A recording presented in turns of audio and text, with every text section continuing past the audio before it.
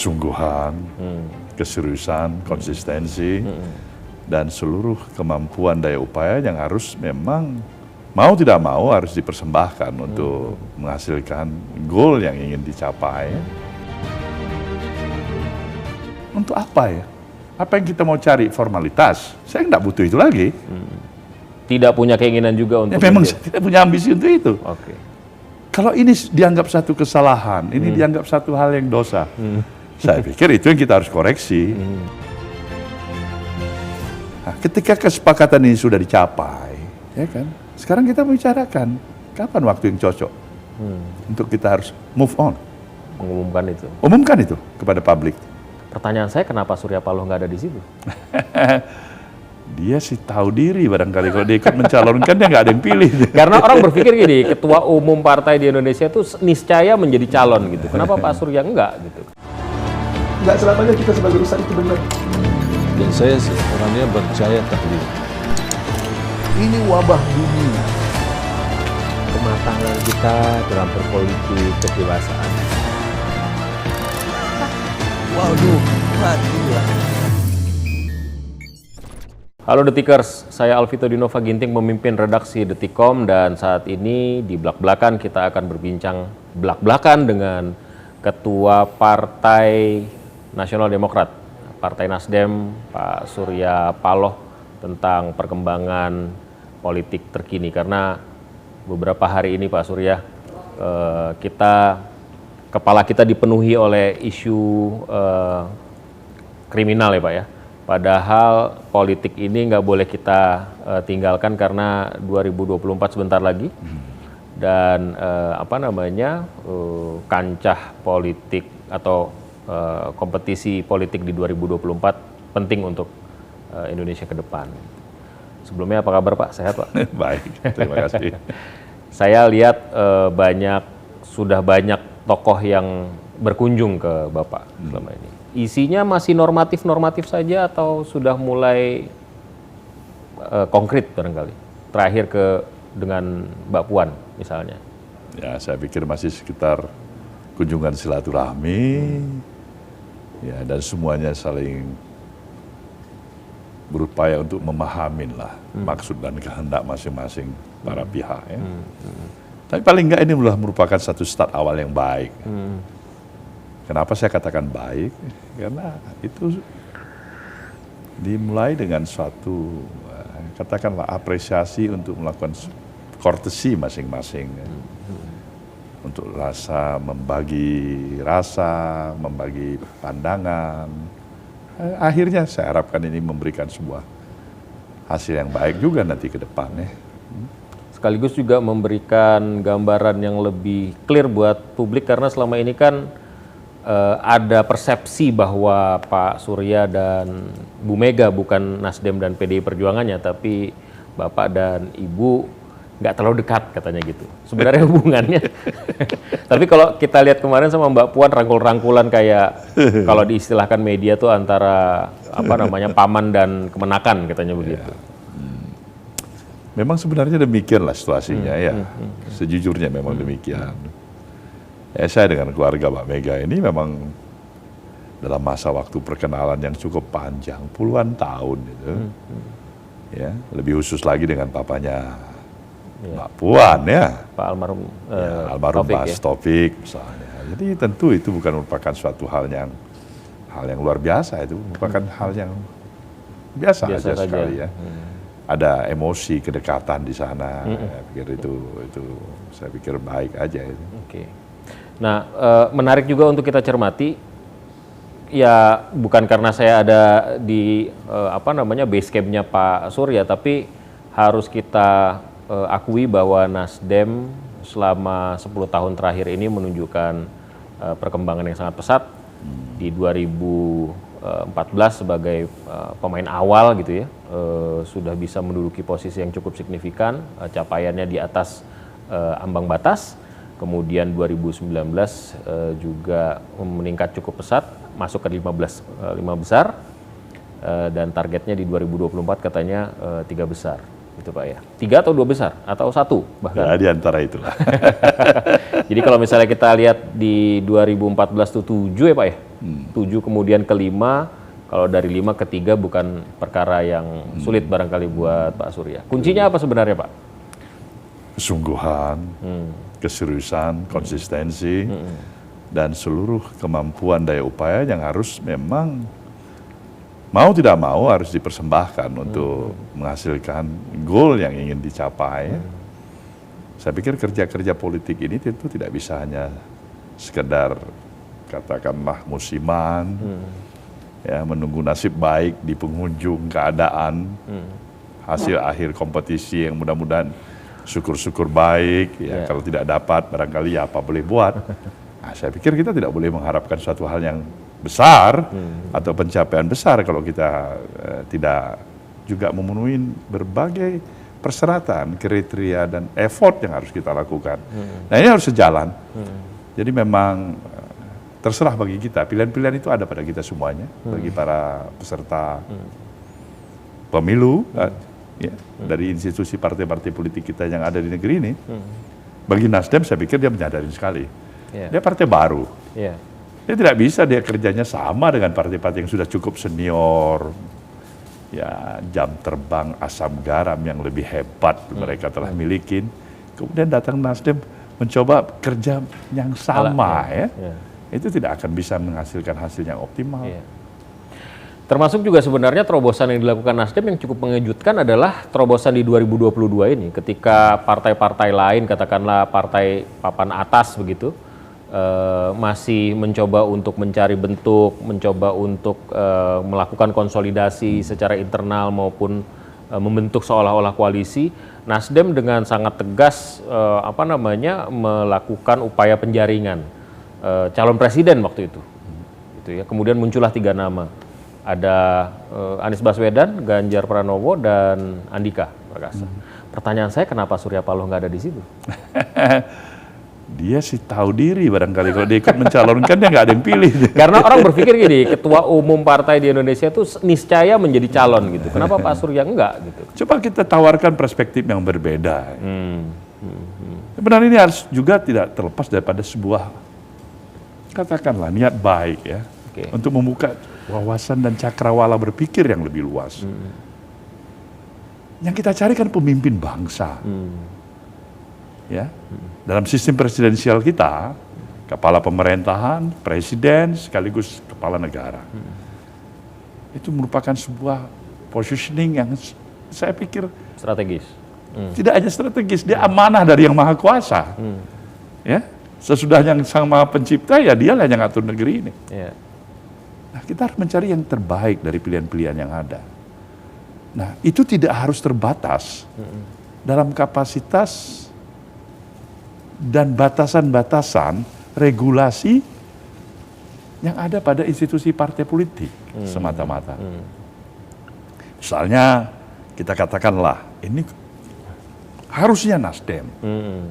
Kalau tidak dia hanya partai ojek aja itu yang hantar kanan dan kiri. Partai ojek tuh kayak gimana maksudnya? Ya, dia katakan dia nggak punya calon katanya. Walaupun sebenarnya semuanya bukan kader Nasdem juga kan? Ya, tidak. Maksud saya kemampuan kita seharusnya membuka cakrawala dan visi berpikir kita yang lebih luas itu. Kita mencari yang terbaik. Kalau kita tahu masih ada yang lebih baik dari apa yang kita miliki, sementara kita ini dedikasikan ini untuk kepentingan nasional interest kita. Kenapa kita harus berhenti yang terbatas sama Nasdem saja kepada hanya kepentingan daripada partai politik yang kita miliki? Nah, Nasdem memulai spirit semangat ini. Artinya bagaimanapun proses pengedukasian ini, ya, pendidikan politik ini itu harus segera kita mulai.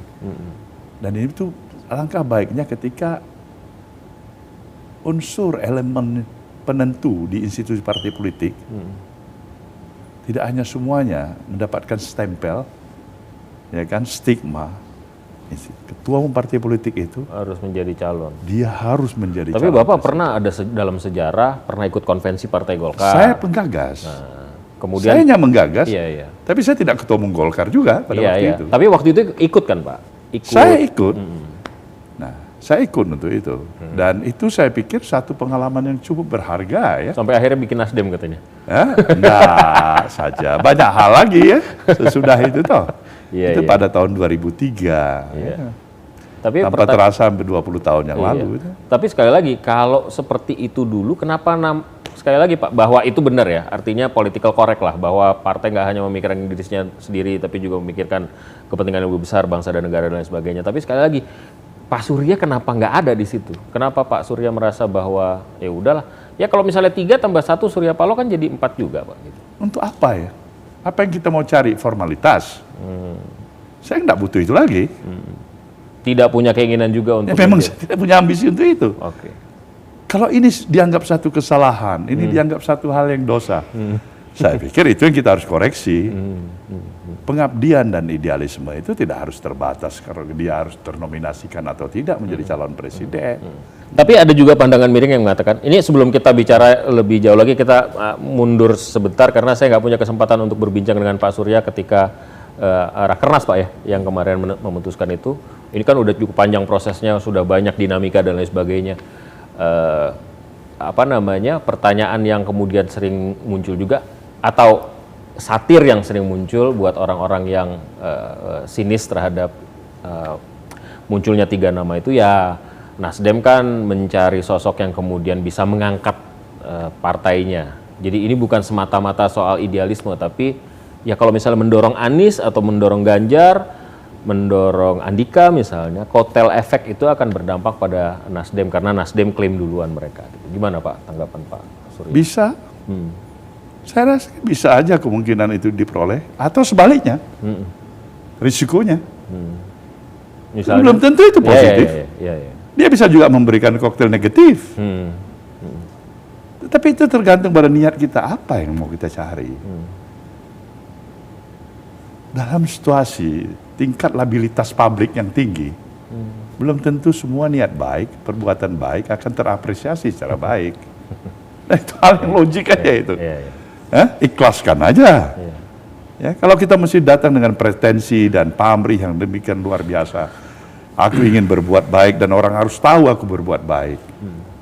Aku punya niat baik dan aku harus umumkan, semua orang harus tahu aku berniat baik.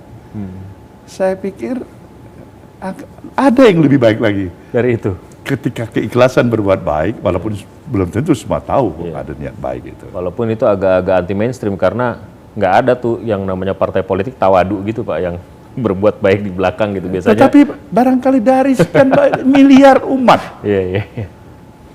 Ada upaya untuk itu ya? Iya, sebuah niat. Betapa kita ya sedih sekali dalam kehidupan ini ketika itu pun tidak punya harapan dan keyakinan masih ada orang yang berniat baik. Ya kan? Iya. Nah, setelah ini langkah selanjutnya apa Pak? Karena ini kan ada penentuan 3 calon itu, kemudian berkembang, Nasdem katanya akan menjalin komunikasi dengan partai-partai yang sejalan, dan kemudian orang melabelkan, ini yang sejalan itu PKS sama Demokrat gitu.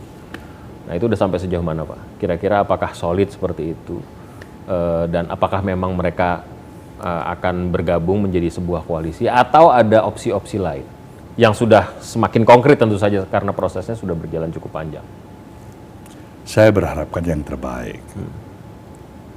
Tentu saya memahami itu. Berapa jumlah partai-partai politik yang mempunyai kapasitas dan kapabilitas untuk bisa mengambil keputusan bersama dengan memenuhi persyaratan yang disyaratkan oleh konstitusi kita terhadap masalah batasan minimum presidential threshold yang 20%. Artinya nggak mungkin lah Nasdem harus memutuskan ini sendiri. Dia tahu itu.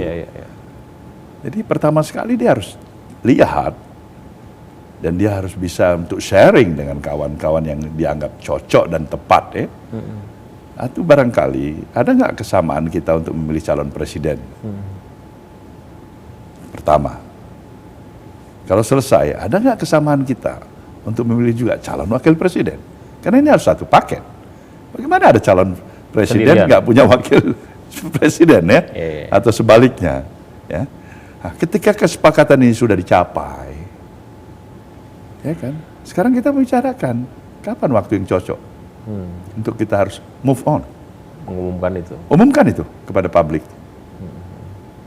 Nah, pertanyaannya, sejauh mana tahapannya sudah dicapai oleh Nasdem hari ini?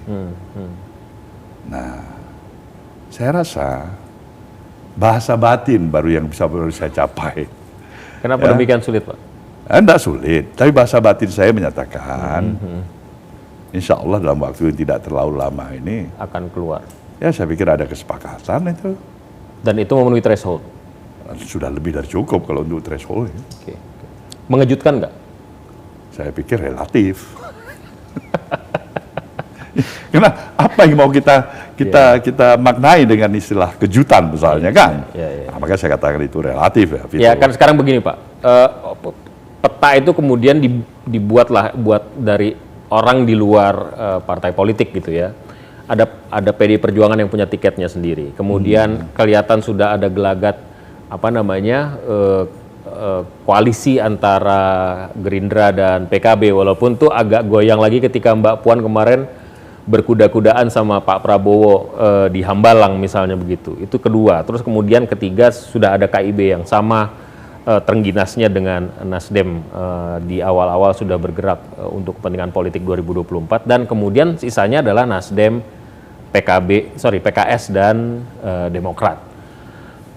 Sehingga ada persepsi bahwa pasangan itu akan ada 4 gitu.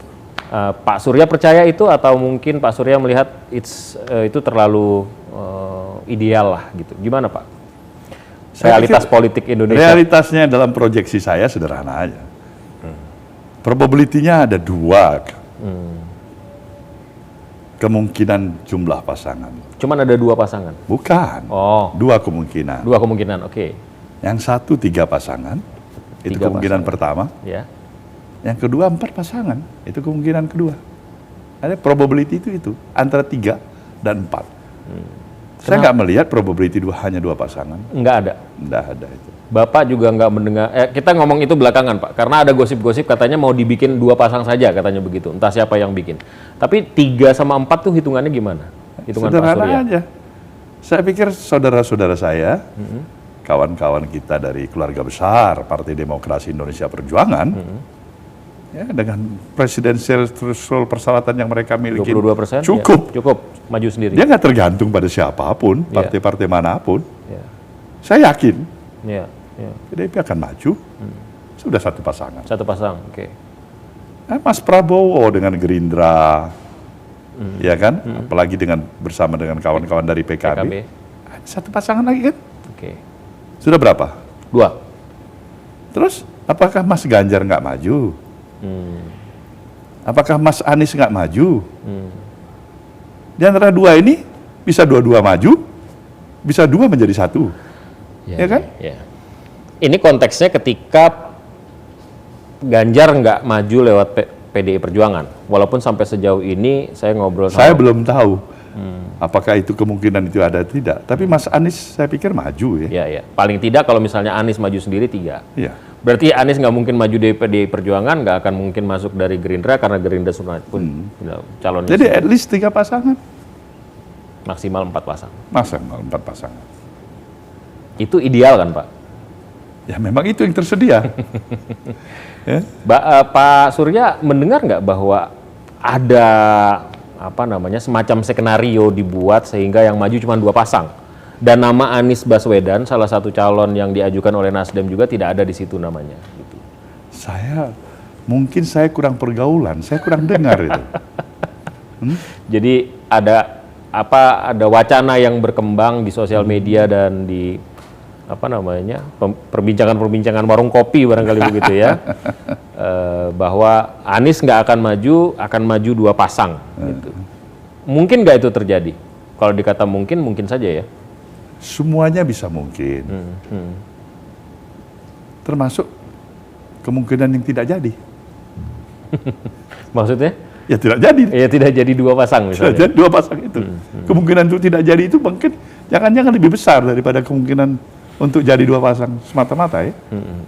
Tapi Bapak melihat sampai sejauh ini masih 3 sampai 4? Saya katakan tadi, at least 3 pasangan, dan tidak tertutup kemungkinan probability 4 pasangan. Ini cukup menarik untuk Anda cermatin, Vito. Iya. Jadi jauh dari pemahaman saya dengan perjalanan apa yang saya pahamin di dunia politik untuk menghadapi proyeksi pemilu 2024 nanti hanya terdiri dari 2 pasangan. Termasuk upaya political engineering apapun yang akan dilakukan. Rasanya sulit itu. Berarti Pak Surya memang udah dengar kan? Hah? Wacana itu sebenarnya sudah Saya didengar? tidak dengar. Nggak dengar ya? Nggak dengar. Oke. Tapi itu agak sulit untuk bisa Nah, saya katakan sulit. Sulit untuk teraplikasikan ya. Walaupun dalam politik is art of Ya, possibility. tapi untuk halnya ini saya harus katakan amat sulit ya. Oke. Amat sulit. Kalaupun mungkin ada rambu yang ditabrak nggak Pak? Pasti kalau dari sisi hukum positif nggak ada yang ditabrak kan? Nggak ada. Tapi kalau kita bicara soal etika politik misalnya gitu, kepatutan itu. Ya kepatuhan dulu relatif ya. Apa yang salah dengan 2 pasangan? Apa yang salah juga dengan 1 pasangan? Nggak jadi demokrasi kan? Harusnya demokrasi kan, Memang itu pilihan. Kita bisa perdebatkan. maksudnya ngapain 2 pasang? 1 pasang aja sekalian Ya, gitu kenapa? maksudnya. Apa yang salah? Merusak. Kalau kita bicara terhadap legalistic formality. Iya. Nah, tadi Anda sudah benar, Vito. Tidak hanya itu sebenarnya yang menjadi guidance, reference bagi perjalanan sistem dan model demokrasi yang kita sudah jalankan. Di sana ada koridor yang namanya, Anda sudah sebutkan tadi, kepantasan. Ya kan? Nah, saya pikir memang kalau itu yang kita cari, ya kita harus berupaya ke arah sana kan. Ya. Jadi sekali lagi tidak ada yang salah. Mau 1 pasang, 2 pasang, 3 dan 4, kenapa? Kalau kita bicara tentang 3, apakah itu salah satu harapannya sehingga tidak terjadi politik identitas lagi, polarisasi dalam masyarakat sehingga menimbulkan konflik horizontal yang dikhawatirkan akan merusak tatanan demokrasi seperti ya 2019 kemarin kan menimbulkan riak-riak serius. Saya pikir tidak bisa kita simplistik, mensederhanakan hanya seperti karena 2 pasang akan terjadi potensi konflik. Kalau 3 pasang, jelas itu menghindari potensi konflik. Enggak juga. The morality daripada fatsun dan etika dan peran yang harus kita jaga, dan ini harus dimulai oleh komitmen moralitas yang mengikat fungsionaris, para elit, para penentu kebijakan, ya, dari institusi partai-partai politik yang ada ini.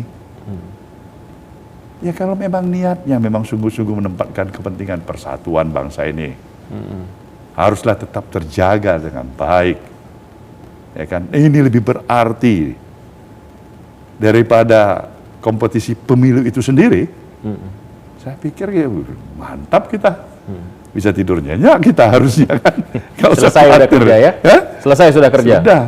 Tapi kalau memang belum sampai ke sana tekad dan niatnya, ya, mau dia 2 pasang, mau dia 3 pasang, potensi konflik itu tetap harus kita waspadai.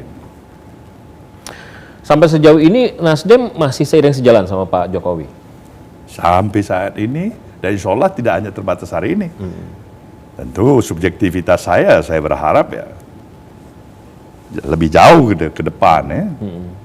Karena lagi-lagi ini kan media menyerap informasi dari mana-mana gitu kan. Kayaknya hubungan Nasdem sama pemerintah tuh sekarang udah mulai udah mulai agak beda ya katanya gitu. Bahkan katanya waktu Pak Surya datang ke Pak Presiden waktu itu dipanggil, gosip pertama yang muncul adalah Nasdem pamit dari pemerintahan katanya gitu. Karena sudah berbeda jalan, kayaknya 2024 kita nggak akan sejalan lagi karena itu pamit gitu. Sebenarnya apa yang terjadi Pak waktu itu Pak? Nggak mungkin kan ngobrol-ngobrol biasa aja kan? Sebenarnya itu semua salah. Oh, oke. Itu sebenarnya kalau mau kita mutar. Memang yang sebenarnya. Oke. Nah, Pak Jokowi kepingin undang makan saya berdua. Ya kita ngobrol. Itu yang sebenarnya. Ngomongin 2024 pasti. Pasti kita ngomongin itu. Iya. Ya, masa saya harus katakan tidak Iya, gitu. iya, iya. Ya kan? Nggak ada lah istilah pamit. Saya pikir dua-dua kita sedang saling membesarkan hati masing-masingnya. Itu yang betul lagi. Oke. Ya. Kenapa Pak membesarkan? Kalau Ya saya lihat ada beberapa kebijakan yang harus saya apresiasi misalnya. Ada langkah-langkah juga yang perlu saya kritisi. Itu dan bukan hanya untuk yang pertama kali. Dalam pertemuan-pertemuan yang saya boleh katakan ya rutin sebenarnya. Tapi ya memang kawan-kawan dari media, dia mengambil news angle dengan news spek tersendiri. ini perpisahan ini katanya. Iya. Jadi yang bisa dibagi lah Pak. Pasti kan ada yang bisa dibagi dan yang tidak bisa dibagi sama kita gitu. Waktu itu apa yang paling menurut Bapak yang paling highlighted yang perlu diketahui masyarakat tentang pertemuan itu? Ya barangkali Pak Jokowi sendiri mengapresiasi ya kunjungan para unsur elit partai-partai politik ke kantor Nasdem Tower ini. Ya, dia bisa bercanda. Saya diundang. Kan saya bisa berkunjung juga. Saya bilang, bagaimana kita mengundang seorang presiden yang nggak ada acara? Yang kita tahu presidennya penuh acaranya di mana-mana. Jadi kita hanya berbalik itu. Sebenarnya bukan hal-hal yang terlalu berat. Ya, dan kemudian bagaimana prospek kita melihat pemilu pada 2024 yang akan datang. Kita mempunyai satu kesamaan dan concern yang sama. Itu juga patut saya syukurin. Menghindarkan agar politik identitas yang membawa polarisasi, pembelahan. Itu terjadi lagi. Ya, itu harus terulang lagi. Itu tidak baik. Kesamaannya di situ ya. Itu kesamaan. Perbedaannya apa? Perbedaannya ada. Saya cuma bilang bahwasanya institusi partai politik ini dia harus menjalankan fungsi dan peran sebagaimana mestinya, bukan hanya menerima hak-hak yang dimilikinya, ya kan? Tetapi juga melaksanakan kewajiban-kewajiban yang harus dilaksanakan. Salah satunya adalah ikut terus-menerus membangun kesadaran masyarakat.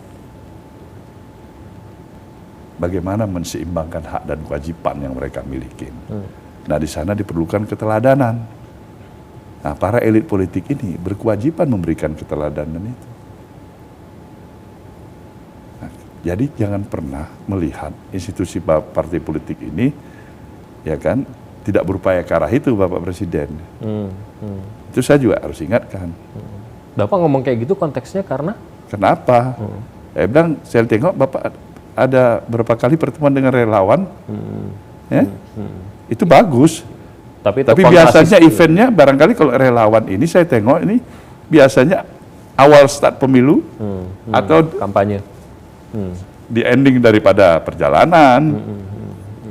Yang bisa Bapak andalkan juga tidak kalah pentingnya juga lah institusi partai-partai politik, saya bilang.